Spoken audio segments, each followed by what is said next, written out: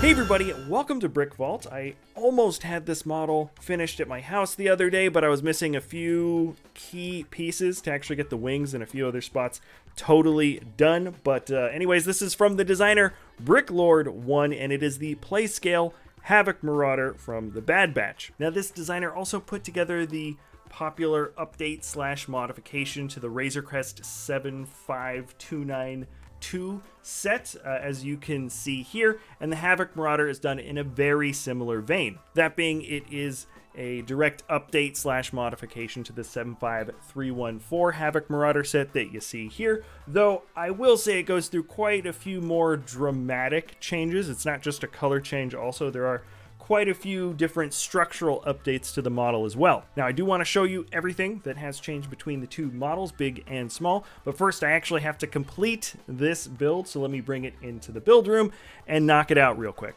Normally there's music with this bit of the time lapse, but with so few pieces left, let me just say that if you want to build the custom Havoc Marauder, the instructions can be found at brickvault.toys.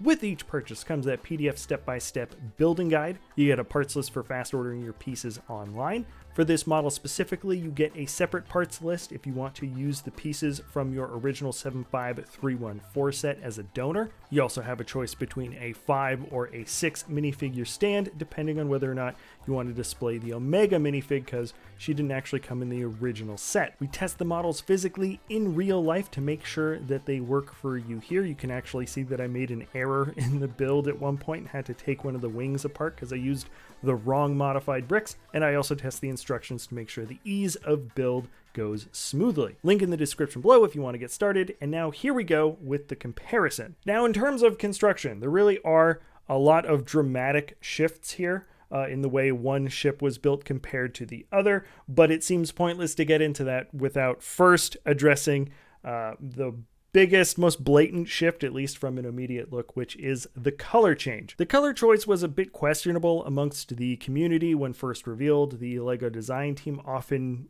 gets different assets to reference when designing. Who knows really why they chose the blue? It does kind of look blue in some images, but as all the episodes started coming out, most folks generally, almost unanimously, thought that dark gray would have been the better way to go as the primary, simply a more accurate color. Now, I don't personally mind the sand blue from the original. It kind of feels like a throwback to the early ties from the original trilogy, which LEGO also made blue, by the way, and a lot of the early toys were blue back then. But long story short, the Havoc Marauder in dark gray is basically just a correction to what maybe was well-intentioned but just didn't quite reflect the actual look of the ship. Okay, now for the structure. Let's check out the cockpits. We moved away from the specifically printed piece for the red windscreen eyes, essentially, to a completely brick-built configuration for the custom build. This, I think, works a lot better, both for proportions as well as texture, like you have some concaved areas for the brick-built red eyes. I think LEGO maybe went the printed route here to maybe save on a couple of parts and make it slightly easier to construct overall, but the size and placement for the print for the eyes and the fact that the whole area is curved really smooth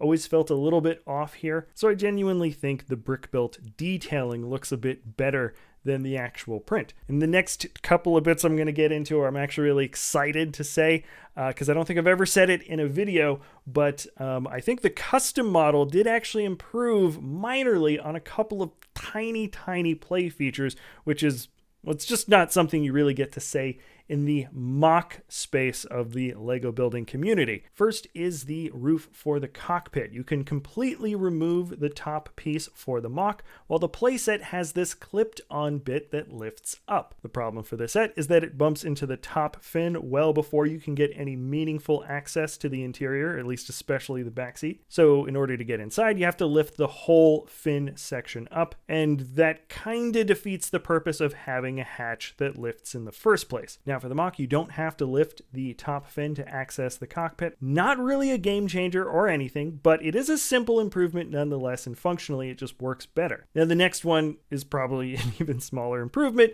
but the back fin on the playset folds until it hits the ground, until it hits the bottom, while the fin on the mock stops when it bumps into the little cannons in the rear. This is an intentional feature, and it feels a little bit cleaner and slightly more well thought out. Now, when comparing the wings, you have the side-built brick construction, which is fairly common in the custom building space. That does not beat out in terms of durability when doing the functionality of folding the wing itself. You can be a lot quicker, a lot rougher with the stacked plate approach compared to this, but that does not mean you can't manipulate the wings without any real issues on the MOC itself. You don't want to fold it from the tip necessarily. It's a little bit weaker here. You grab it towards the inside of the base, and you're pretty much in the same place in terms of baseline functionality. And by the way, when looking at the wings side by side, that's the much more common example when comparing two builds, one being a custom model and one being an official set. You usually have the trade-off of less durability but a higher level of detail. In this case, you don't see any understuds when the set is folded up, which generally I think a lot of folks prefer that look compared to the plated version. Now, all the other changes between the two models are essentially cosmetic. The area built around the ratcheted folding wings is much different. I think it looks a lot cleaner, especially when looking directly in the front. You don't have any odd gaps, and also the back, because at the same time you don't get those pin and axle holes everywhere either. Also in the back, the big red circular light is nice and fat, which I like a lot.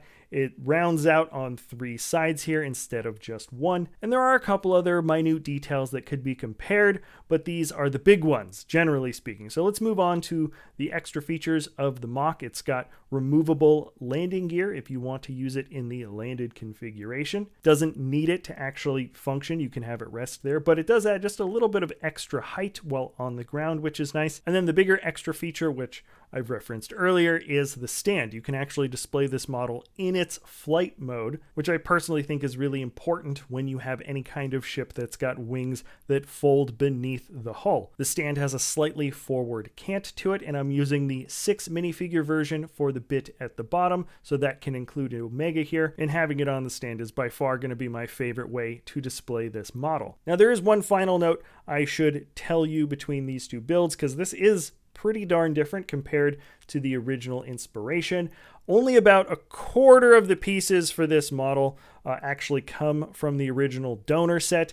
If you want to do an actual comparison for the parts list, you can download the list directly from our site. It's linked in the description below, so you can actually do like a Bricklink comparison for yourself if you wanted.